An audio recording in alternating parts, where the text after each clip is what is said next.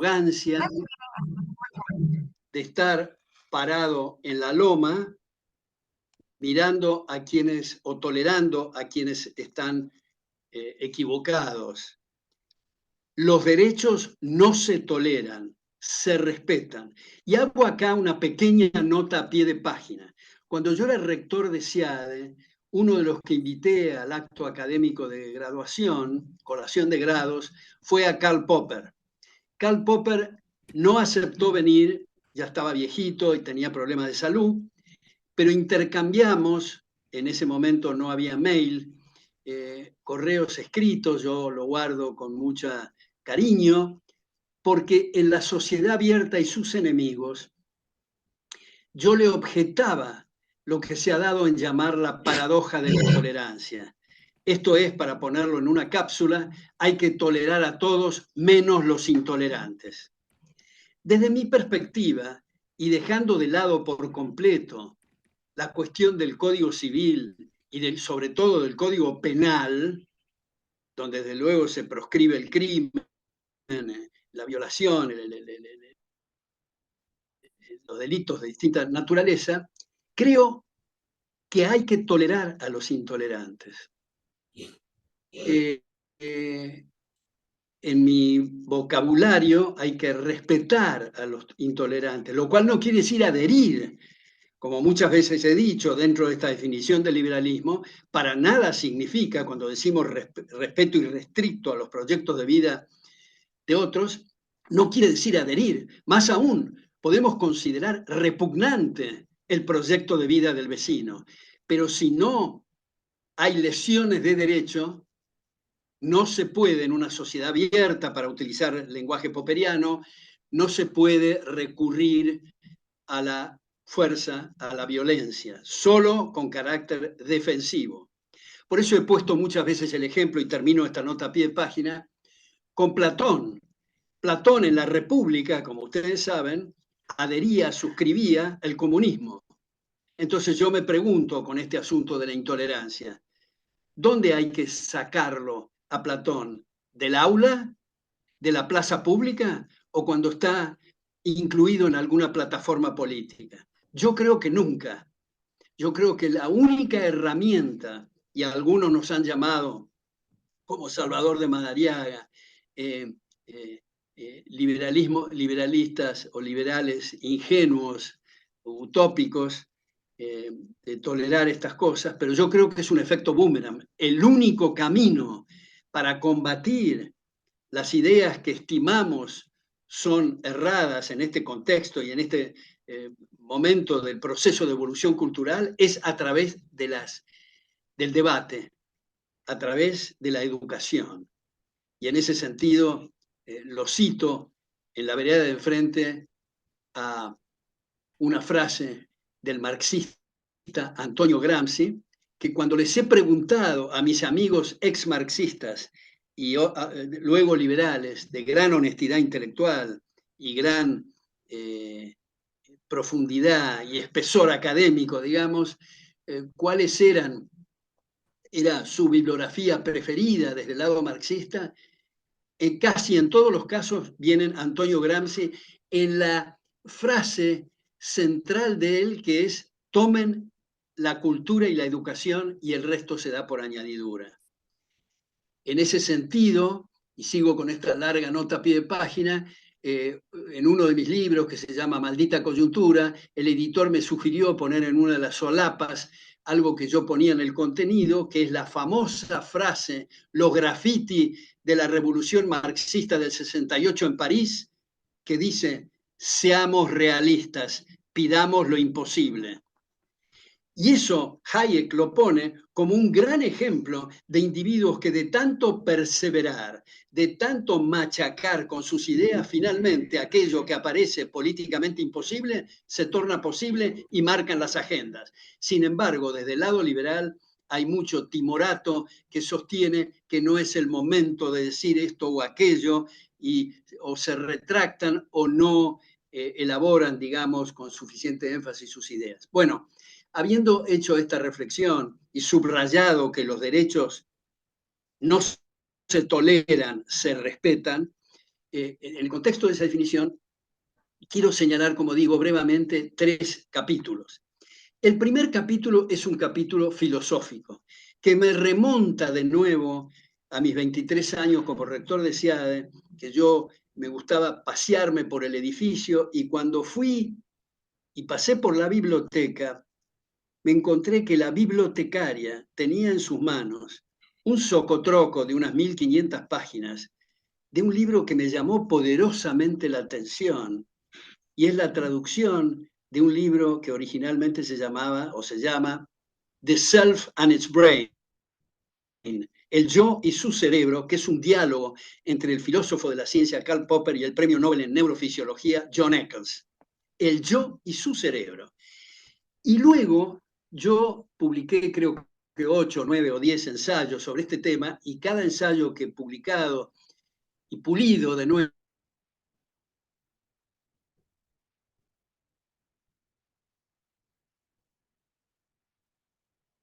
A ver. decía, este seminario se terminó recién. Bueno, en todo caso, si me siguen escuchando, me sigue escuchando Gabriel, ¿no? Lo estamos escuchando, Alberto, sí, ahora sí. Perfecto, no, porque se cortó en un momento dado. Sí, sí, sí, sí. Nueva bibliografía, y es esto: que los seres humanos no somos solo kilos de protoplasma.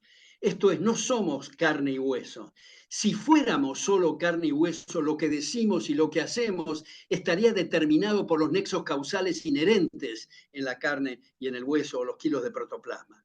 Tenemos, además de carne y hueso y kilos de protoplasma y materia, tenemos estados de conciencia, psique o mente, según los autores utilizan como sinónimos estas 3 expresiones.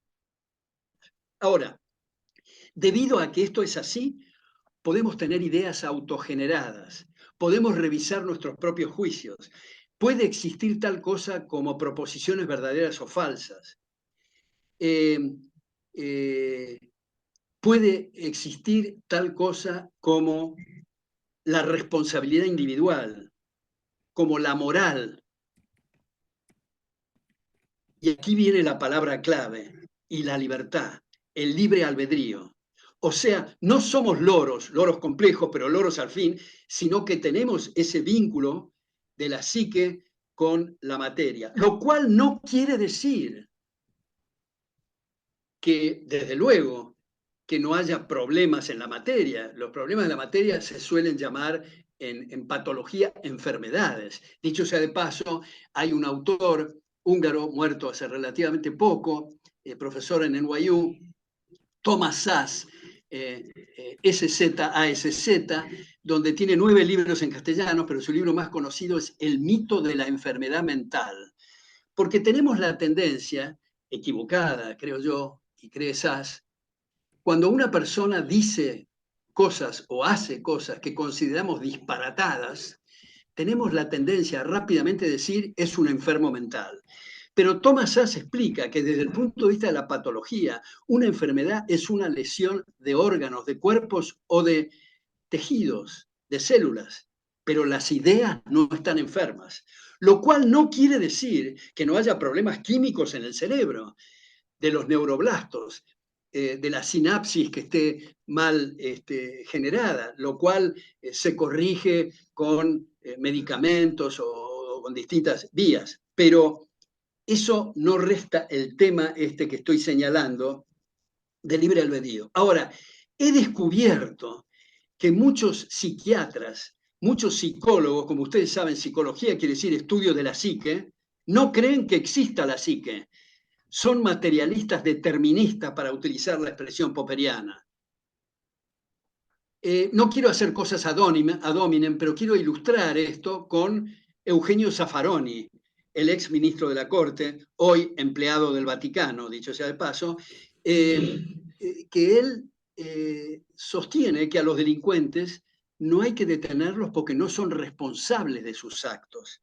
El silogismo que él hace es correcto, pero parte de una premisa falsa, y es esta cuestión precisamente del materialismo. o del determinismo.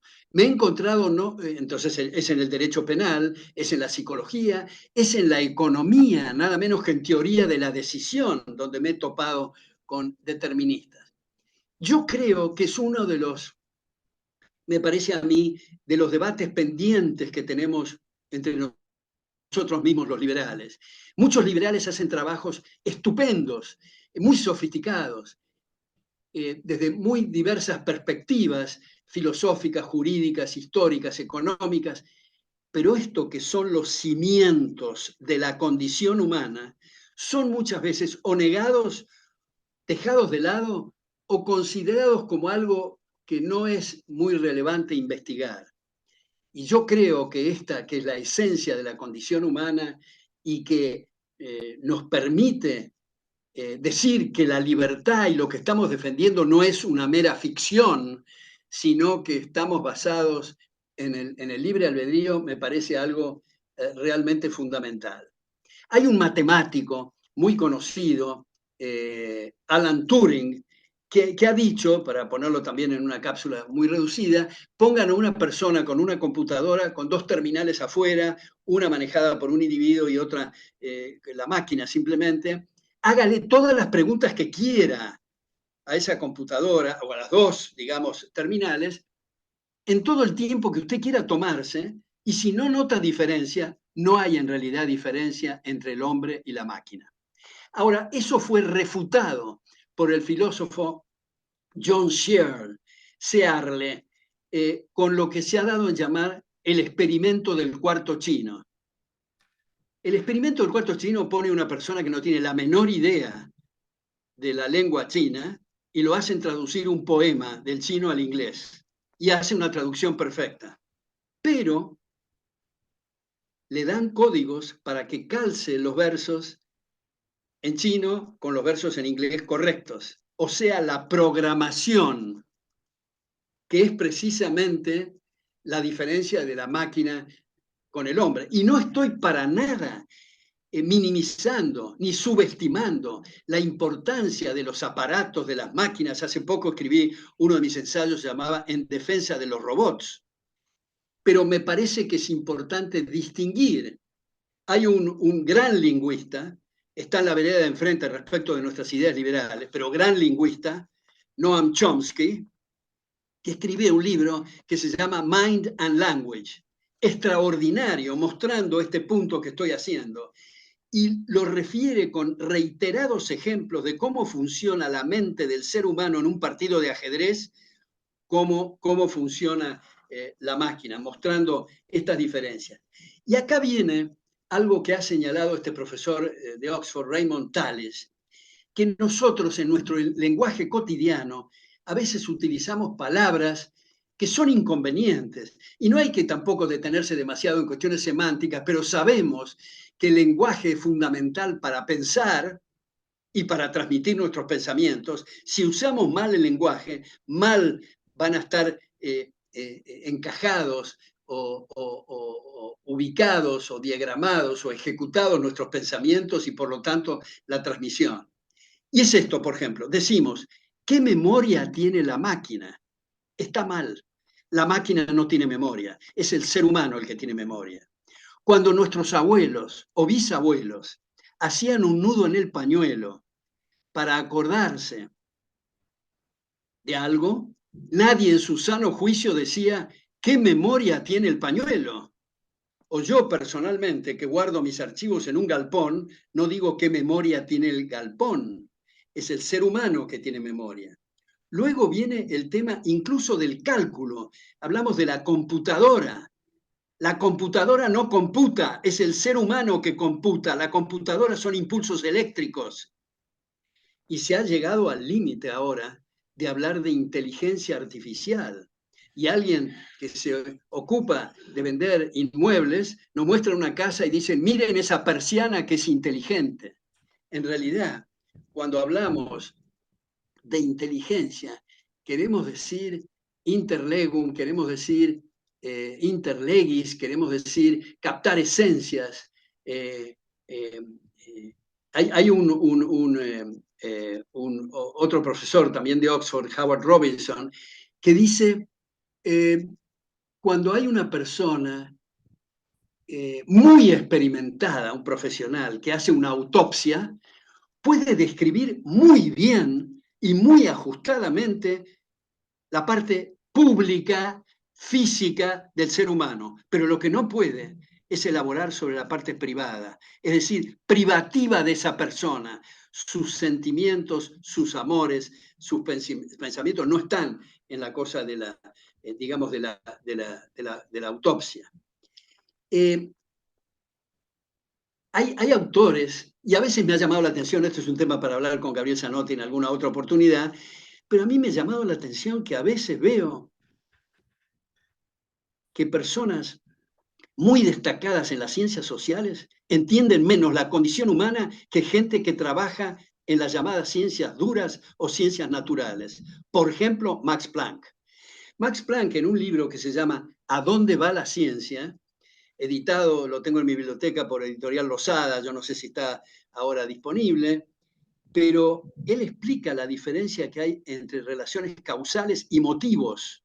Hay un filósofo, Anthony Flew, que tuve la gran satisfacción de participar hace tiempo con él en Seúl, en Corea del Sur, en un seminario, que después se editó en forma de libro, pero él decía, cuando una persona, uno entra a la casa y está por dar una fiesta, digamos, y viene otra y le da motivos para no dar la fiesta, no son causas inexorables para que no dé la fiesta, es un motivo que se le está dando. Sin embargo, hay nexo causal cuando hablamos de las puestas de sol, en fin, está mal dicho porque no es puesta de sol, sino que es la Tierra la que se mueve, pero en fin, o el movimiento de los planetas, muchas veces elaborando sobre esa cuestión del ambientalismo que está tan de moda. No quiero ahora entrar en eso, pero quiero decir, cuando se dice cambios climáticos, no es que no nos demos cuenta que hace mucho frío y hace mucho calor y no hay cambios climáticos. Lo que están diciendo muchos autores es que no es consecuencia de lo que hace el ser humano. Y en ese sentido, ya que hablé con los planetas, me parece útil recordar que el planeta Tierra gira en torno a su eje a 1000 km/h y en torno al Sol, y este no es un lapsus, 100.000 km/h sin conductor a la vista. Menos mal, porque si es un burócrata que maneja eso, habría estallidos estelares fenomenales. Pero pequeños movimientos en los planetas producen cambios notables, digamos, en las temperaturas. Bueno, no me quiero salir de este eje central y quiero terminar esta parte llamada filosófica con una reflexión que hace Juan José Sanguinetti, que a mi juicio es un sabio precisamente en estos temas, en la filosofía del hombre, y él dice que si uno dijera, mis ojos te ven, está en realidad mal dicho. Soy yo que te veo a través de mis ojos. O mi mano te saluda. Está mal. Soy yo que te saludo a través de mi mano. O sea, el yo y su cerebro. Estos puntos que han puesto estos autores, Karl Popper y John Eccles, cada uno por su lado ha escrito además muchísimo sobre estos temas y temas conexos, pero a mí me llamó la atención ese primer libro que empecé a trabajar sobre esta cuestión filosófica. Cierro la cuestión filosófica y voy a la cuestión educativa. Yo creo que lo primero en educación es preguntarnos qué diablos es. ¿Qué es eso de la educación? Lo primero es entender, que otra vez vuelvo a Popper, que el conocimiento significa corroboraciones provisorias abiertas a refutaciones. Esto no quiere decir para nada que se esté adhiriendo al relativismo epistemológico, ni hermenéutico, ni cultural. Una verdad es la correspondencia entre el sujeto que juzga y el objeto juzgado, no depende de las opiniones. Pero son esfuerzos, otra vez para utilizar el lenguaje popperiano, en la inmensa marea o la inmensa océano de ignorancia que nos invade, cómo hacer dificultosamente para pescar trocitos de tierra firme en que sostenernos en un contexto evolutivo. Entonces, ahora no estoy en mi casa, pero en mi casa, en la biblioteca, tengo un letrero enorme abajo de la computadora que dice Nullius in verba, que es el moto de la Royal Society de Londres, que es no hay palabras finales. El conocimiento es una navegación, no es un puerto. Entonces tiene que estar abierto a la competencia, abierto a auditorías cruzadas, y nadie, para usar un término un poco vulgar, tiene la precisa. Por lo tanto, ¿qué es eso de Ministerio de Educación y Cultura? Es, a mi juicio, una cachetada feroz a la inteligencia. Porque cualquier cosa que hagamos, Gabriel Zanotti, el que nos habla, Edgardo, o lo que fuera, cualquier cosa que haga con respecto a estructuras curriculares va a estar mal. Y si no hace nada, no tiene sentido que esté. Entonces, el abrir las compuertas de la competencia y las auditorías cruzadas es un punto muy crucial. Ahora, este es el primer tema, ¿no es cierto? Yo digo, como una anécdota personal, el primer día de mis clases siempre le digo a los alumnos, si algo no queda claro, por favor, interrúmpanme. Si no están de acuerdo, por favor, discútanme. Pero si creen que soy claro y creen que están de acuerdo conmigo, hagan de abogado del diablo, porque ese es un ejercicio muy bueno para que los alumnos y las alumnas se desahoguen, saquen todo lo que tienen adentro y además, lo que prima facie puede parecer algo claro y algo interesante, resulta que cuando empieza el debate hay que pulir algunos ángulos, hay que cambiar, como ha dicho Borges, citándolo a Alfonso Reyes, como no hay tal cosa como un texto perfecto, si no publicamos nos pasamos la vida corrigiendo borradores. Eso no solo pasa con respecto a nuestro prójimo, con respecto a nosotros mismos. Cuando hemos publicado un libro y lo miramos de nuestra biblioteca después de años de haber sido publicado, decimos, pero qué macana, ¿cómo no agregué este otro argumento? ¿Cómo no redacté de esa otra forma? Es un proceso evolutivo. Entonces, primero es el tema, me parece a mí, clave de entender la cuestión del ministerio. Ahora, si hay carreras que deben ser acreditadas, creo que debería de ser como era originalmente en Europa y especialmente en las colonias estadounidenses, que eran acreditadas por instituciones en competencias de acreditación para maximizar la excelencia académica. Ahora viene esta otra cuestión, y es, ¿qué es eso de educación pública? Si la educación privada es también para el público, ¿cómo hacemos para diferenciar uno de otro? Yo sugiero utilizar la palabra que corresponde, y es educación estatal.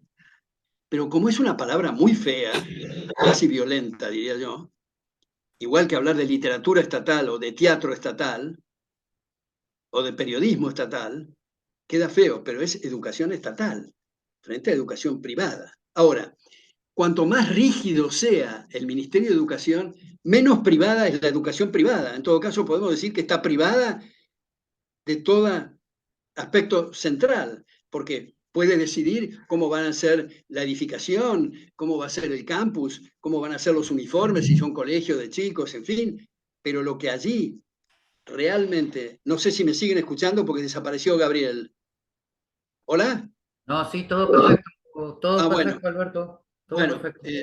entonces, eh, este tema de la educación estatal eh, hay que considerarlo, yo creo, y se considera en dos vías. Una vía es terminar con toda la educación estatal. ¿Cómo? Bueno, vendiendo las instituciones estatales. ¿A quiénes? Por ejemplo, al claustro que hoy los maneja. Y en un rapto de generosidad, y no sé si se puede hablar de generosidad con recursos ajenos, regalárselas. Y quiero aclarar esto, el tema no es de malos profesores y profesoras en el ámbito estatal. Yo personalmente estaría escupiendo al cielo con esto. Yo fui profesor titular en 5 carreras de la Universidad de Buenos Aires, Ciencias Económicas, Derecho, Ingeniería, Sociología y Filosofía y Letras. Dicho sea de paso, hago un paréntesis para contar qué me pasó en Filosofía y Letras en el Departamento de Historia y Geografía el primer día que fui a clase. Un celador me dijo por lo bajo: tenga cuidado, profesor, con lo que dice, porque acaban de tirar por la ventana a un profesor de lógica. Bueno, entré un poco nervioso a mi clase. Pero en fin, cierro ese paréntesis para decir que también fui director del Departamento de Doctorado en la Facultad de Ciencias Económicas de la Universidad Nacional de La Plata, o sea, estatal. Pero el tema, como nos ha enseñado Ronald Coase, Harold Dempsey, Gary North, es de incentivos. Al momento siguiente que se la regalen, van a operar de una manera completamente distinta con los gastos fijos, los gastos corrientes, con la sindicalización, con la limpieza del edificio, con el llamado adoctrinamiento para competir, etc. Ahora, hay otra forma de enfocar esto, y es lo que ha sugerido el Premio Nobel en Economía Milton Friedman, que es a través de vouchers, o sea, créditos educativos en una política de transición, donde a todos los que tienen las condiciones intelectuales para aplicar a las ofertas educativas existentes, pero no tienen los ingresos, se le da un voucher para que elija de todas las instituciones que existan, cuáles prefieren, los padres o ellos. Entonces, lo que quiero decir, que en cualquier caso no se vaya a decir que en estas propuestas los que tienen menos ingresos van a quedar fuera del sistema, porque subrayo esto que acabo de decir. Entonces, termino este segundo capítulo de la cuestión de educación diciendo, elaborando un minuto sobre el homeschooling. Una vez, hace algún tiempo, no sé si 3 o 4 años, no me acuerdo, el Economist de Londres sacó un estudio sobre el homeschooling de unas 4 o 5 hojas, que lo que me pareció más interesante fue que los oficiales del Ivy League, o sea, las universidades top de Estados Unidos, decían que los que aplicaban del homeschooling les impresionaba su calidad académica, su vestimenta y su lenguaje. El homeschooling, a veces se dice, bueno, pero los padres tienen que saber álgebra, geografía, historia. No, los padres solo tienen que ocuparse en que los chicos cumplan horario, ellos que se ocupen o quienes deleguen en que vean que cumplan el horario. Pero todo el apoyo logístico a través de Internet es notable, incluso, subrayo muy especialmente porque se cree que es una cuestión muy aislada, el aspecto de la socialización, o sea, los clubes de ajedrez, clubes de rugby, de fútbol, de baile, en fin, con chicos que son extraordinarias esas experiencias. Y termino este capítulo antes de entrar al último, de la cuestión económica, recomendando un libro que lamentablemente no está en castellano, que es de Thomas Sowell, que cumplió este año 90 años, que es Senior Research Fellow en Hoover Institution en Stanford, que se llama Inside American Education, donde dice, bueno, en Estados Unidos nunca tuvimos Ministerio de Educación, tuvimos Secretaría de Educación a partir de Carter, que Reagan trató de eliminarla sin éxito. Y dice, a raíz de la Secretaría de Educación ocurren cosas espantosas. Por ejemplo, dice que en chicos que van a la escuela entre 5 y 8 años le dan, debido a las disposiciones en el momento que fue escrito este libro, en el 78, si no me equivoco, no estoy seguro del año del libro de Thomas Sowell, había una cátedra para esos chicos que se llamaba de sensibilización, donde esa sensibilización era mostrar videos de hombres masturbándose. Esa era la clase de sensibilización para chicos de entre 5 y 8 años. Esto para mostrar los dislates, porque a veces se dice muy livianamente, tenemos que sentarnos y reunirnos a ver qué país queremos. Bueno, yo no sé por qué se tienen que sentar y no pueden hablar parado, dicho sea de paso, pero digo, el ver qué país queremos, ya empieza mal la cuestión. Desde el vértice del poder vamos a decidir qué país queremos. Es precisamente abrir las ataduras, la energía creativa para desarrollar el máximo de la excelencia académica. Y ya sabemos que la perfección no está al alcance de los mortales, que siempre hay problemas. De lo que se trata es de minimizar costos y minimizar problemas. Por eso subrayo esto de la educación estatal y del ministerio. Voy al último punto. El último punto es un tema económico que ha sido desarrollado en los últimos tiempos en distintos niveles en la Argentina, en nuestro país, y que yo vengo machacando en ese tema hace 60 años. En mi primer libro, Fundamento de Análisis Económico, con el prólogo de Hayek y el prefacio del ex secretario del Tesoro de Estados Unidos, William Simon, donde ahí elaboro, y quiero elaborar brevemente acá, telegráficamente, sobre la banca central. Los banqueros centrales, por más que sean los más probos, competentes, idóneos del planeta, están embretados en uno de tres caminos. ¿A qué tasa emitir? ¿A qué tasa contraer? ¿O dejar igual la masa monetaria? Quiero subrayar ante esta audiencia calificada que cualquiera de los tres caminos que decida va a estar alterando los precios relativos. Y como sabemos, los precios son los únicos indicadores que tiene el mercado para operar, para saber dónde invertir y dónde no hacerlo. El distorsionar, el degradar, el desfigurar, el prostituir los precios implica necesariamente consumo de capital y derroche de los siempre escasos factores productivos. Y como los salarios e ingresos dependen exclusivamente de las tasas de capitalización, esa es la única diferencia entre los salarios en Uganda y Alemania, tasas de capitalización. Si hay consumo de capital, hay baja de salarios e ingresos en términos reales. Desapareció de nuevo Gabriel, no sé si me siguen oyendo, pero en fin. Acá estoy. Bueno, Acá. perfecto. Entonces, se desfiguran. Como ustedes saben, o creo que saben, las cartas orgánicas de las bancas centrales, uno de los puntos que dicen es que debe preservarse el valor de la moneda. Bueno, ningún banco central en la historia de la humanidad ha hecho tal cosa, ha preservado el valor de la unidad monetaria. Desde el Banco de Inglaterra, en el siglo XVI, cuando abandonó el oro, hasta todos los bancos centrales del siglo XX. No puede aparecer alguien acá porque parece que estoy hablando solo, no hay nadie en imagen. Que Desapareció la no, imagen. Alberto, no. La gente que está participando no aparece en imagen. No, pero No. usted, por ejemplo, para hablar con alguien. Bueno, yo estoy acá, ¿quién no me ve? No, no lo veo ahora. Pero en fin, mala Qué suerte. extraño. Mi cámara está encendida y se me ve. Bueno, ahora se dice, pero supongamos, para hacer una especie de contrafáctico, supongamos que el Banco Central o los banqueros centrales tienen una especie de bola de cristal y hacen lo que la gente hubiera preferido.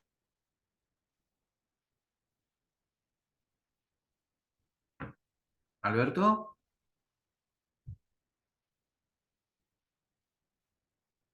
Desapareció y apareció de nuevo. Bueno, no sé si me habían oído, pero decía como una especie de contrafáctico, el decir, si los banqueros centrales hacen lo mismo que hubiera dicho la gente, ¿cuál es la objeción del Banco Central? Bueno, la respuesta a eso es si va a hacer lo mismo que va a hacer la gente, ¿para qué se mete? Ahorrando honorarios. Con el agregado, que la única forma de saber qué es lo que haría la gente es dejarla que se exprese. Y tenemos que recordar que el origen de la moneda o del dinero era absolutamente privado. Luego de terminar con los problemas enormes que creaba el trueque, porque, por ejemplo, si yo tengo la mercancía A y quiero la B, tengo que encontrar a alguien que quiera la A, que tenga la B y que sea una ratio de A por B razonable.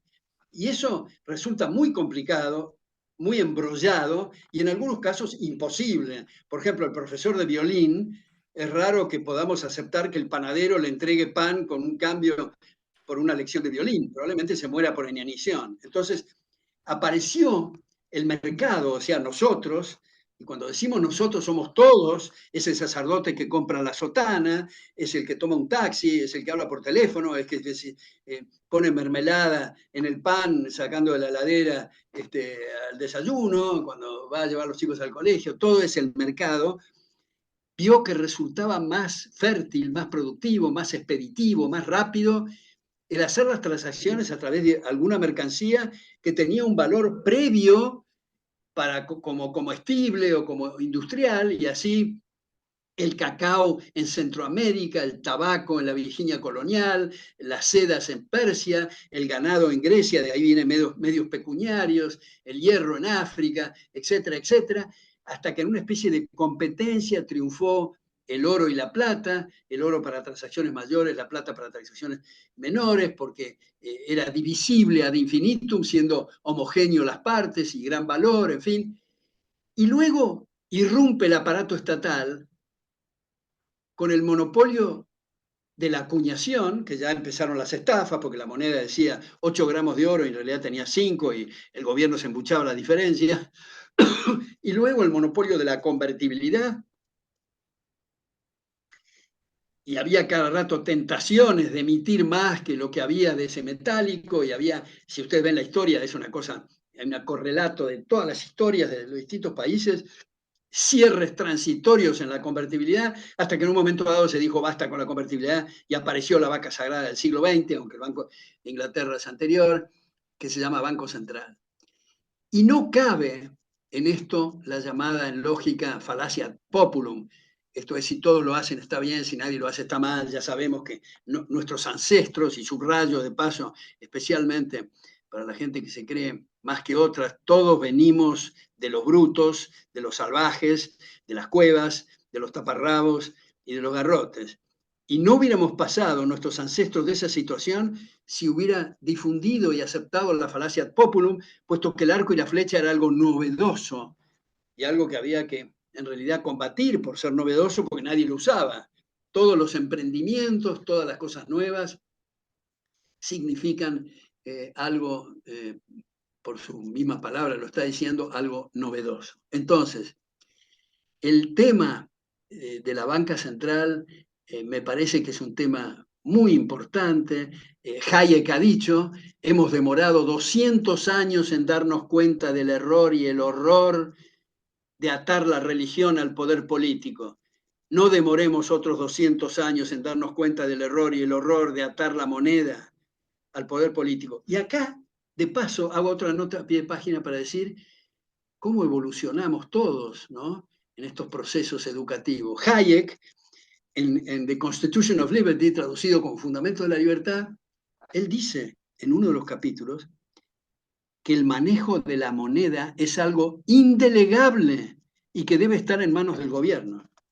Y luego, en 1976, publica este libro de Denationalization of Money, que bien traducido al castellano es la privatización del dinero, donde aparta por completo al poder político y hace una especie de cosa como el cuento del lobo feroz, que se crea la autoridad monetaria para comernos mejor. Es decir, como decía otra vez Milton Friedman, es un impuesto no legislado, la inflación monetaria. Como no alcanza la deuda estatal, no alcanzan los impuestos, se recurre a esta maniobra.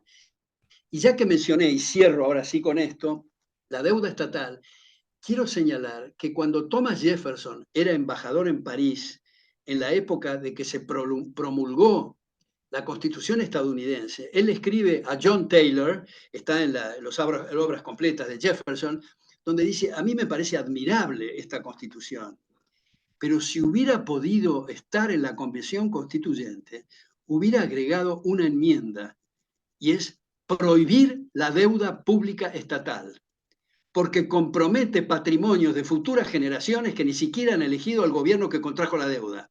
O sea, para utilizar terminología más moderna, bucaniana, digamos, de James Buchanan, es incompatible con la democracia. Entonces, si cerramos el grifo del Banco Central, si cerramos el grifo de la deuda pública, quedan solamente los impuestos como una cosa muy directa que la gente la percibe con mayor claridad, y estar frente a la posibilidad de rebeliones fiscales, que está muy atada al origen de Estados Unidos con la rebelión de las colonias contra Jorge III por el impuesto al té. Otra vez, esto no es, si se elimina la deuda y el Banco Central, vamos a entrar en una especie de paraíso terrenal y no vamos a tener más problemas. No, los problemas, la vida es una constante de problemas que tenemos que ir resolviendo. El tema, otra vez, es minimizar costos. He dicho, muchas gracias, Gabriel. Bien, enormes gracias, Alberto. Y ahora vamos a pasar a la parte de las preguntas. Yo le voy a ir leyendo las preguntas que hay. Bien, una de las primeras preguntas, que creo que le va a agradar mucho, dice, excelentísimo doctor Venegas Lynch, dado el resultado del liberalismo como ganador de la presidencia, siendo usted uno de los hacedores de esta victoria en la batalla cultural, ¿qué piensa usted que diría su notable padre al ver semejante evento, etcétera, etcétera, etcétera? Bueno, muchísimas gracias por esa pregunta tan jugosa o esa consulta. Quiero declarar con la mayor emoción, agradecimiento a mi padre. Yo completé 2 doctorados y nunca escuché desde la cátedra algo medianamente razonable sobre la tradición de pensamiento liberal. Yo no soy trotskista, o para ser un poquito más condescendiente conmigo mismo, no soy keynesiano, debido a la paciencia infinita de mi padre de mostrarme otros lados de la biblioteca. Y esto lo digo viendo con cariño y con afecto muchos de mis colegas y condiscípulos en esos 2 doctorados que no han tenido la suerte de tener el padre que yo tuve. Y quiero agregar lo siguiente, ¿no? Mi bisabuelo, Tiburcio, que fue gobernador de Mendoza, que fue senador nacional, que era amigo de Roca porque fueron juntos al colegio en Concepción del Uruguay, fundador de la primera bodega argentina en la que yo trabajé durante 15 años, él tenía en su biblioteca libros de Adam Smith, de Say, de Bastiat, como ha mostrado una exalumna mía, Susanita Assi, en un libro de historia de los pioneros en la Argentina. Pero mi abuelo se dedicó tiempo completo a la empresa y no tenía ningún interés respecto de estas ideas. Sin embargo, mi padre fue autodidacta. Mi padre, en la Facultad de Ciencias Económicas de la Universidad de Buenos Aires, hizo un seminario en el año 42, 1942, en base a un libro recién publicado en castellano ese año, que es Prosperidad y Depresión de Gottfried Haberler, que lo publicó ese libro originalmente en inglés en el 37. Haberler asistía a clases en Viena de Ludwig von Mises, y Prosperidad y Depresión, una de las cosas que le llamó la atención a mi padre era la referencia a la escuela austríaca y sobre todo la teoría del ciclo. Entonces se estableció un seminario que sus colegas en la facultad le decían despectivamente, los austríacos, que era con William Leslie Chapman, que después fue decano de la Facultad de Ciencias Económicas y fue el que lo recibió a Mises, Ludwig von Mises, en el 59, invitado por mi padre en el aula magna de la Facultad de Ciencias Económicas, que agrego una nota a pie de página un poquito humillante para mí, y es que la 6ª clase no la escuché porque le saqué un duplicado al auto de mi padre y salí con una chica y me perdí la 6ª clase, cosa que me arrepiento enormemente. Bueno, en todo caso, Leslie Chapman, José Santos Goyán, hijo, que después cambió de carrera y fue decano de la Facultad de Filosofía y Letras de la UBA, y Carlos Lucetti, que se salió de la facultad para completar su carrera en Oxford. Él después de eso, de ese seminario, fue a Estados Unidos en un viaje, que lo conoció a Leonard Read. Leonard Read le recomendó que lo viera a Mises, que estaba en NYU. Mises le dio una carta para verlo a Hayek, que estaba en Chicago. En ese momento los invitó a todos ellos a Buenos Aires, en su centro de estudios sobre la libertad, que Gabriel Zanotti sabe mucho de eso, y ha hecho una obra fenomenal, financiando a chicos para estudiar y hacer doctorados y maestrías. También comento como una cosa personal, no nota a pie de página y tal vez un poco confidencial, que en la familia ha habido algunas quejas, porque mi padre, cuando no conseguía becas para financiar a esos chicos, ponía de su propio peculio. Y eso algunos de la familia no lo entendían.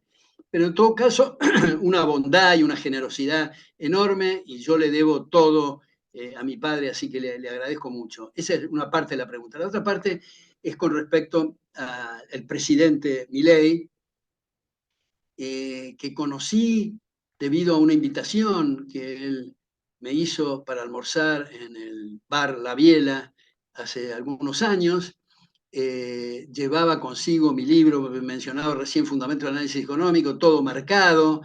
Me llamó la atención su capacidad analítica, me llamó la atención su seriedad, me llamó la atención los temas que tocaba y la voracidad por estudiar y su reconocimiento, que como le pasó a casi todos, digamos, entrar a las facultades y recibir la teoría neoclásica y la competencia perfecta y los modelos que ya sabemos, y no quiero entrar en eso, en fin. Y nos hemos mantenido en estrecho vínculo con Javier Milei, eh, lo cual no quiere decir que coincidamos en todo, como yo he dicho ad nauseam y él lo ha citado, los liberales no somos una manada, detestamos el pensamiento único, de modo que bienvenidos los intercambios. Pero en el eje central de sus temas morales, cuando me refiero a morales en varios aspectos, pero especialmente el tema del homicidio en el seno materno, el ambientalismo, temas institucionales, temas monetarios, fiscales, laborales, de comercio exterior, en fin. Y hemos tenido así, he participado con él en la Feria del Libro, ahora recientemente en el Movistar Arena, como orador único hablé yo, único con Javier, digamos, los dos. En el Teatro Broadway tuvimos alguna también. Y una de las primeras cosas, eso hace bastante tiempo, tuve un mano a mano con Javier en la Universidad de Belgrano. Y bueno, estaba el aula magna llena, eran 1.200 asientos, hubo que habilitar 3 aulas paralelas con pantallas, pero lo que más me impresionó no era la cantidad de gente, lo que más me impresionó eran las preguntas. Atrás de las preguntas había mucha biblioteca. No era una cosa snob o para aparecer al aire o en la pantalla, en fin, sino de conocimiento. Y eso lo he podido comprobar debido a la sustancia, porque la campaña de Javier en gran medida han sido clases de economía. Y creo, para la Argentina, hacía muchísimas décadas que no escuchábamos este lenguaje, que cambió la parla de muchos políticos, que si uno ve los archivos siempre indiscretos, pensaban otra cosa completamente distinta, y no reducir el gasto público, bajar los impuestos, en fin, etc. Ahora, el problema en que se encuentran es un embrollo colosal, monumental, una catástrofe de dimensiones increíbles, que espero, confío que lo puedan resolver. Va a haber naturalmente marchas y contramarchas y temas que hay que considerar que están fuera del ámbito académico. Una de mis últimas columnas se llamaba Lo político y lo académico, mostrando que son dos planos distintos. El académico hay que mantener la vara muy alta y tratar de pechar para correr el eje del debate. En el esquema político hay que amoldarse, lamentablemente, a lo que es posible y lo que es digerible. Como muchas veces digo, si estamos en una audiencia de hispanoparlantes, no conviene dar una conferencia en japonés, porque nadie va a entender nada.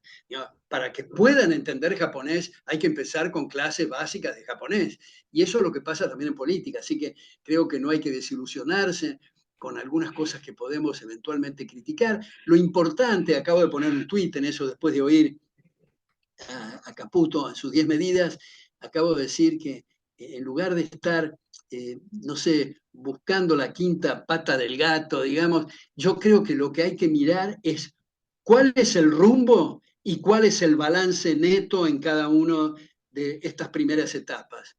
Y yo confío que se mantenga esto y después de tantas décadas, yo he tenido una relación muy cercana con Álvaro Alzogaray, a quien respeto y tengo muy buenos recuerdos, éramos miembros de la Academia Nacional de Ciencias Económicas, hemos tenido largas conversaciones en la academia y largas conversaciones en su oficina en Riobamba, y no quiero cargar las tintas porque son épocas distintas. Lo mismo no se puede cargar las tintas con Alberdi porque no entendía a Menger, porque Menger no existía, digamos.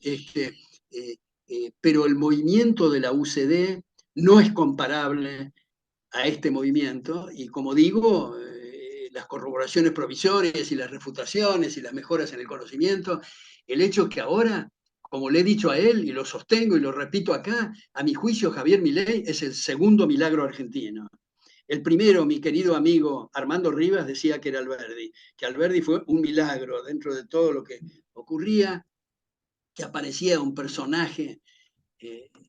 Hoy justamente con mi hijo Berti estábamos comentando el extraordinario discurso de la colación de grados en la Facultad de Derecho, que fue la última vez que apareció públicamente Alberdi y que no pudo dar su discurso, se lo leyeron porque estaba muy viejito. Eh, la omnipotencia del Estado es la negación de la libertad individual, una cosa que es una joya literaria, además del contenido. Pero en fin, no sé si me fui por las ramas y contesté lo que estaba preguntando respecto de mi ley y de mi padre. Gracias, Alberto. Quiero agregar de mi parte que yo tuve el honor de conocer a su padre cuando yo tenía 14 años y, la amabilidad y la generosidad de su padre para conmigo y para con tantos otros chicos de esa generación es incomparable, ¿no? El recuerdo de su padre nos acompaña a muchos. Bueno, muchas gracias y en ese sentido, en esa misma línea, recuerdo vivamente a mi padre en el departamento, parándose para poner más énfasis en la cuestión, tenés que conocer este chico genial que es Gabriel Zanotti. Eso nunca lo supe. Sí. Ok. Bueno, Alberto, bueno, yo muy emocionado por compartir estas historias con usted, ¿no? Esta historia de vida. Hay una pregunta que sostiene, ¿qué se puede hacer a nivel de movimiento liberal en países de Centroamérica? La pregunta es más amplia, pero se la resumo en eso. Bueno, yo creo que no hay diferencia entre Centroamérica y otros lugares. Yo creo, por ejemplo, yo fui el primer profesor visitante en la Universidad Francisco Marroquín en el año 73, debido a mi querido amigo Muso Ayao y luego Giancarlo Ibarwen. Fui por un año, renové 3 veces. Yo en realidad, cuando le pusieron una bomba al colegio de mi hija, en el St. Catharines, que bueno, no explotó afortunadamente porque uno de los guardias la descubrió, en fin, ya todo el clima, decidí irme, tenía una cosa en Sydney, en Australia, otra cosa en el Instituto Tecnológico de Monterrey, que Eudoxio Rabines me había recomendado, y finalmente recibo una carta de un señor llamado Joaquín Rey Galviol, que fue el que tradujo originalmente Acción Humana de Ludwig von Mises, que me dice, acaban de crearse una universidad para contrarrestar la línea o la tendencia socialista en América Latina, Universidad Francisco Marroquín, si vos aceptás, Alberto, yo te pago los honorarios. Y fuimos con mi mujer, no sabíamos dónde quedaba Guatemala, en realidad, y llegamos y nos encontramos no solo con un clima desde el punto de vista meteorológico fantástico, sino un clima de personas muy vinculadas a casas de estudio de Estados Unidos, Buzo Ayau y todos sus amigos, y bueno, me quedé ese año, renové 2 veces el contrato, me quedé 3 años, mi hijo menor nació en Guatemala, y tuve experiencias muy buenas, y creo que eso debería de ser replicado en otras partes, porque la gente tiene la tendencia a decir, sí, educación, pero eso es muy a largo plazo, muy teórico, en fin. Y ese es el tema, por eso vuelvo con el tema de Antonio Gramsci, el tema de la educación es clave, y uno ve que los chicos y las chicas, salvo rarísimas excepciones, no son gente mala o de malas intenciones. Al contrario, diría yo, tienen una enorme hospitalidad, receptividad y curiosidad, pero si no tienen la posibilidad de escuchar otra campana, naturalmente repiten lo que se viene ocurriendo en la Argentina hace tanto tiempo, ¿no?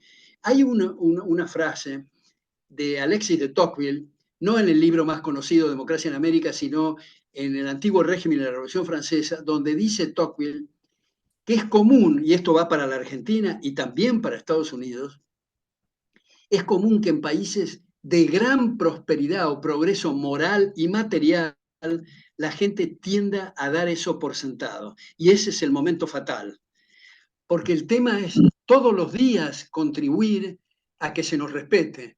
Yo a veces le digo a los alumnos, parece una exageración, antes de acostarnos a la noche tenemos que decir, ¿qué hicimos hoy para que se nos respete? Si la respuesta es nada, no tenemos derecho a quejarnos. y no esperar a que nos invadan nuestra casa algunos forajidos y nosotros decimos, salgan de acá inmediatamente, esta es mi casa. ¿Quién le dijo que es su casa? ¿Quién le dijo que la propiedad? Esto es de todos y no hay forma de frenar. Por eso los padres fundadores en Estados Unidos decían que el costo de la libertad es su eterna vigilancia. Eso es muy importante y aprovecho para decirles a quienes me están escuchando que a veces hay gente o personas que no tienen acceso a la cátedra, al libro, al ensayo, al artículo, que son los medios más fértiles y productivos, y he aconsejado, y con algún éxito, tener ateneos de lectura. Esto es grupos chicos de 4, 5, 6 personas en casas de familia, donde debaten un buen libro, donde alguien expone y el resto discute, y al año siguiente cada uno de ellos hace otro grupo con otros 5, tiene un efecto multiplicador en las familias, en los lugares de trabajo, en las reuniones sociales, que es notable. Y en primer lugar, uno se mejora, uno se perfecciona y uno mejora sus argumentos y pule los razonamientos y el andamiaje conceptual que uno creía que era de determinada manera y ve que lo puede poner de una manera mejor. De manera que la respuesta es, no es diferencia Centroamérica de lo que es España o de lo que es Estados Unidos o Inglaterra. El tema es un tema de educación. Por eso tenemos que hacer esos esfuerzos y ver lo del sistema educativo, porque no solo resuelve el tema educativo, sino que resuelve todos los problemas. El problema es de las cejas para arriba, el problema es un tema neuronal, el tema es de tener esos debates abiertos, de satisfacer esas curiosidades. Y en mi experiencia personal, cuando insisto tanto en hacer de abogado del diablo, veo que las alumnas y los alumnos más discutidores son generalmente los mejores alumnos al final. Y se establece una relación casi diría de amistad, porque la verdadera amistad no necesariamente es el contacto físico o la cercanía física, sino la comunión de ideas y de valores. Hablando de educación, la próxima pregunta es del tema educativo. ¿Qué propuestas desde las ideas del liberalismo pueden fortalecer los incentivos para encaminar a los individuos a una sociedad abierta? ¿Cómo? No entendí bien esa pregunta. ¿Cómo dice? ¿De qué? Claro, ¿cuáles propuestas se pueden hacer desde un espíritu liberal para incentivar a la gente a adherir y a formar parte de una sociedad abierta? Bueno, no sé si capto bien el espíritu de esa pregunta, pero creo, otra vez lo que dije, de abrir el sistema educativo y Ujú. permitir que los incentivos florezcan. Yo me acuerdo otra vez en uno de los colegios de mis hijos, una directora de un colegio, que era una luchadora y que se enfrentaba a la gente de la CONIAU y al Ministerio de Educación, se pasaba discutiendo. Y en un momento dado, en una cosa emotiva de una reunión con esta directora, me dijo, pero mire, yo he llegado a la conclusión que le digo a mi claustro, no piensen en cosas nuevas porque va a aparecer la Gestapo del siglo XX, que es los inspectores del Ministerio de Educación, y nos van a cerrar el colegio. Sigamos las pautas.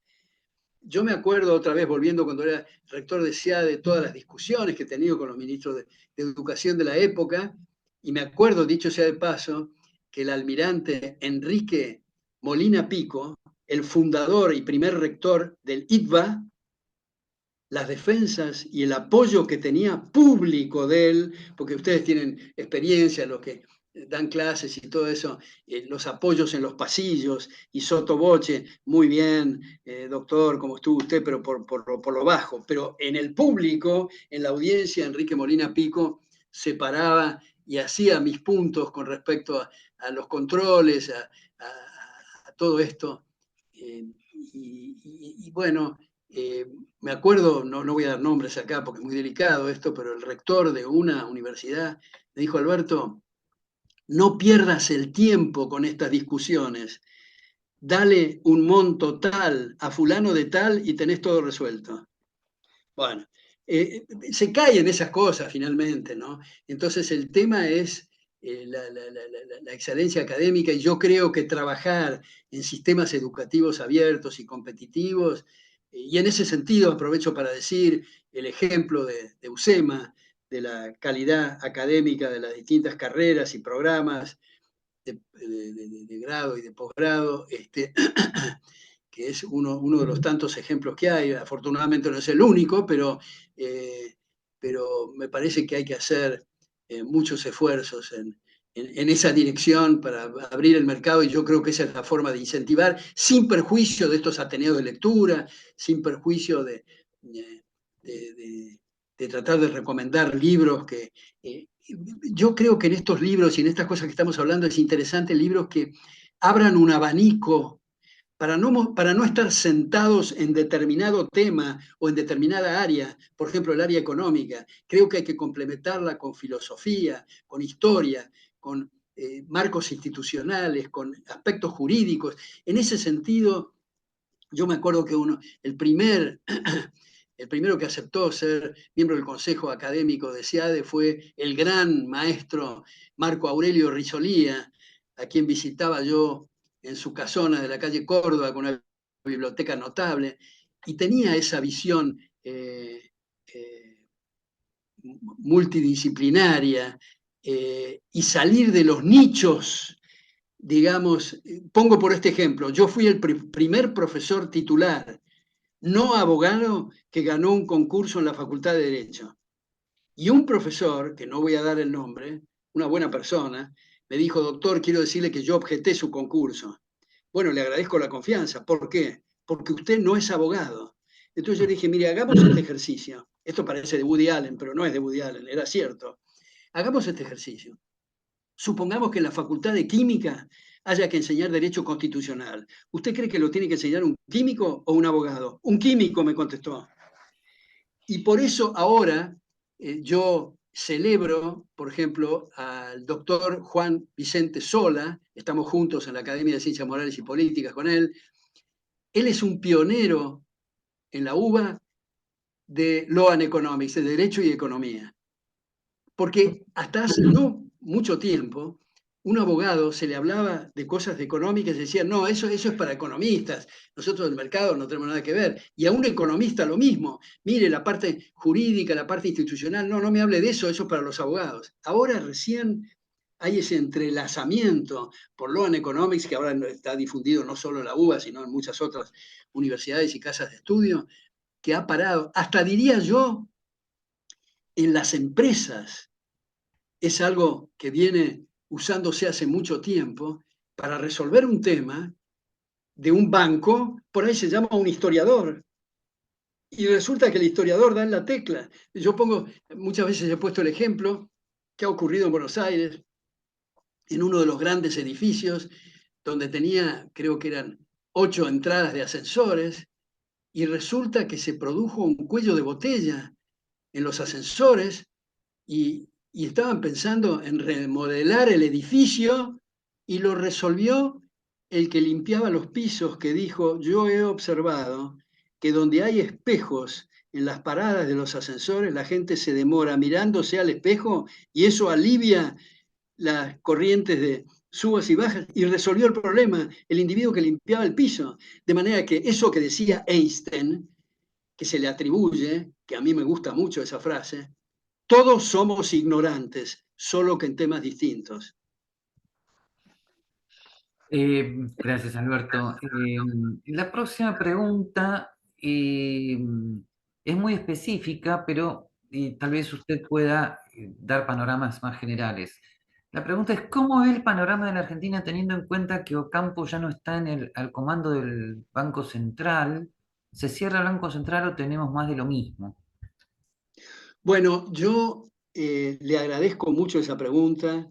Lo quiero mucho y somos muy amigos con Emilio Campo, pero preferiría abstenerme de responder esa pregunta por distintos motivos. No me compete a mí elaborar sobre eso. Agradezco mucho la pregunta igual.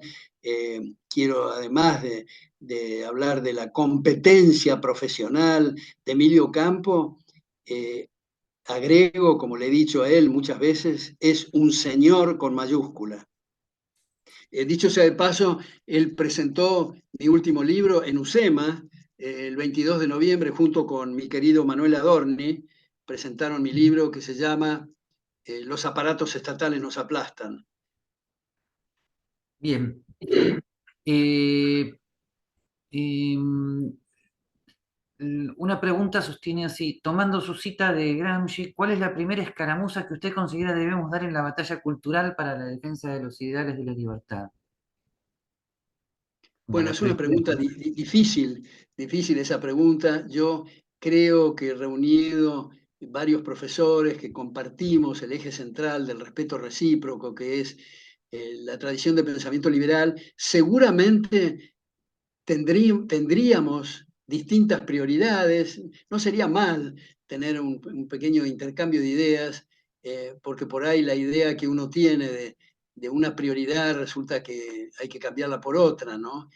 Pero eh, me parece eh, que este primer tema que toqué, que es la condición humana, eh, debería de ser, tal vez, subrayo lo de tal vez, un tema inicial, ¿no? Eh, en estos ateneos de lectura, eh, yo he recomendado la ley de Bastiat porque tiene aspectos no solo institucionales, jurídicos, sino filosóficos, y también de mi gran admirado Henry Hazlitt, Economía en una elección. Seguramente Gabriel tendrá recomendaciones de libros de filosofía. Gabriel mismo tiene un libro que se llama Filosofía para no filósofos, que me parece extraordinario como una introducción. Eh, Desde el punto de vista institucional, vuelvo a Marco Aurelio Risolía en su tesis doctoral de 1946, titulado Soberanía y crisis del contrato, donde es extraordinario ese libro para la cuestión institucional. Pero es una pregunta difícil, uno no puede ser categórico, puede haber distintas prioridades. Yo, además de haber tenido esa enorme suerte que ya mencioné de mi padre, tuve la suerte y la coincidencia que en el 68, cuando fui becado a Estados Unidos, pude asistir a las últimas clases de Mises en NYU, es el último periodo, cerró en el año 68, pude asistir a un seminario en el departamento, en ese momento vivía en New York, son 6 clases, una vez cada 15 días, de Murray Rothbard, pude conocerlo, disfrutarlo enormemente a Israel Kirzner, pude disfrutarlo a Hayek y a Henry Hazlitt, que también daba ese seminario. Fue un lujo de profesores que tuve eh, y creo que los, aproveché, los aproveché muy bien. Quiero subrayar el caso de 2 premios Nobel, en realidad, sí, 2 premios Nobel, Buchanan y Hayek, que los dos, siendo premios Nobel, no aceptaron viajar en business ni en primera, sino en turista, y no me cobraron honorarios en ESIADE. Bueno, hicimos regalos a la mujer y todo lo demás, pero no es lo mismo, para mostrar la enorme generosidad. Bueno, también Gary Becker, cuando lo invité, no cobró honorarios. Este, son gente, me ha tocado con gente de una bondad, una generosidad, una paciencia, diría yo, muy grande para responder preguntas. Hablando de eso, me acuerdo en NYU, y fue muy conocido, y alguien lo escribió, creo, en alguna parte, pero Mises contaba que una vez que estaba dando clases, eh, se le acerca a una persona y le dice, me gustaría que me explique, profesor, la teoría del ciclo, pero rápido porque tengo un partido de golf. En fin, Sí, ¿qué le habrá respondido Mises? sí, sí, En sí, fin, esa es una parte interesante de sí, indagar. sí. Bueno. Eh, acá no hay una pregunta, sino un comentario. Interesante. Fernando García dice, creo que este aspecto filosófico tratado por el doctor Venegas Lynch sobre la libertad, la mente y el cuerpo debería ser el tema fundamental a considerar en futuros cursos sobre el apasionante mundo del liberalismo. Bien.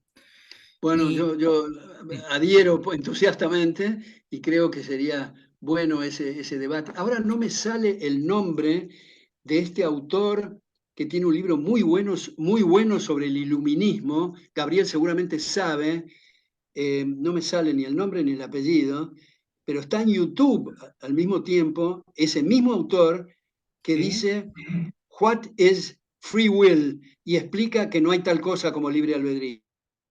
Ese mismo autor que ha publicado cosas muy buenas sobre el iluminismo, eh, yo hace poco estaba Sí, yo intercambiando tampoco me ideas. acuerdo quién es. Bueno, Sí. Bueno, bien, desde Venezuela le dicen excelente ponencia, muchas gracias. ¿Cómo vislumbra el futuro del liberalismo en América Latina, con probables victorias presidenciales de Antonio Kast en Chile, María Corina Machado en Venezuela, etcétera? bueno, de Katz conozco muy poco, hay algunos debates sobre su proyecto constitucional ahora, pero eh, Corina Machado, María Corina Machado, tuve el gusto de conocerla en Rosario, en la Fundación Libertad, hace muchos años, y espero que tenga éxito y que puedan zafar, porque acá viene una cosa, me tomo un minuto para decir que también es otro debate que nos debemos los liberales. En las primeras líneas, 12 líneas de la primera edición del libro en inglés de Law, Legislation and Liberty, Derecho, Legislación y Libertad, Hayek dice, básicamente, el liberalismo ha hecho mucho en la historia de la civilización para eliminar la idea de las monarquías absolutas, de en fin, etc. Pero tenemos que reconocer que para poner bridas al Leviatán hemos sido un completo fracaso. Entonces él sugiere en el tercer tomo algo que él ha llamado demarquía, pero eso no importa el nombre, donde hay atributos distintos en las dos cámaras, donde se ha agregado a eso la imposibilidad de la reelección, donde se ha agregado, algunos autores han agregado, que copiemos lo que ocurre en algunos estados en Estados Unidos, como Dakota del Norte, como Texas, como Vermont, etcétera, donde los legisladores están obligados a hacer tiempo parcial, por dos motivos. Primero, para que sepan qué es el sector privado y segundo, para que no hagan negocio con la política. Bueno, después está el gran Bruno Leoni, dicho de paso, mi perro boxer se llama Bruno, en homenaje a Bruno Leoni. Bruno Leoni, en La Libertad y la Ley, sugiere que en el Poder Judicial se abra por completo la posibilidad de árbitros privados, sin ninguna condición de ninguna naturaleza, incluso que no sean abogados, y que se abra el proceso como era en el common law inglés original o en la Roma clásica, donde en competencia los distintos fallos van descubriendo, porque es un proceso de descubrimiento del derecho. Eh, eh, Esto, otra vez, no resolverá el tema, pero es un primer paso. Y luego viene un asunto que les va a resultar a quienes me están escuchando sumamente chocante y diría yo tal vez inaceptable. Pero hay un pasaje en el espíritu de las leyes de Montesquieu que se pasa desapercibido y a mi juicio tiene mucho jugo. Y dice textualmente, abro comillas, está en la índole de la democracia elegir al gobernante por sorteo, cierro comillas. Él estaba tomando como imagen lo que ocurría en la República de Venecia y la República de Florencia, donde algunos cargos eran elegidos por sorteo, estaba refiriendo ahora al Poder Ejecutivo. Y cuando alguien dice, pero dígame, ¿cómo va a ser este asunto de sorteo? ¿Quiere decir que puede ser presidente el que me sirvió el café esta mañana en el bar, o el que me trajo en el taxi, o el filósofo, o el médico, o lo que... Exactamente, porque acá tomo de nuevo Popper. Lo importante son las instituciones, no las personas. ¿Cuál va a ser nuestro incentivo cuando vemos que se puede elegir a cualquiera por sorteo? Nuestro incentivo es fortalecer las instituciones para que el gobierno, y cito a Popper, haga el menor daño posible. Si yo les pregunto a quienes me están escuchando ahora, ¿quién es el presidente o quién es el primer ministro de Suiza, nadie me va a poder contestar, porque es irrelevante. Lo importante son las instituciones. Ahora, yo admito que en la audiencia puedan decir, oiga, lo que dice Bruno León y yo no estoy de acuerdo, lo que dice Hayek tampoco y lo de Montesquieu tampoco, pero si no están de acuerdo con eso, tenemos que proponer otras cosas.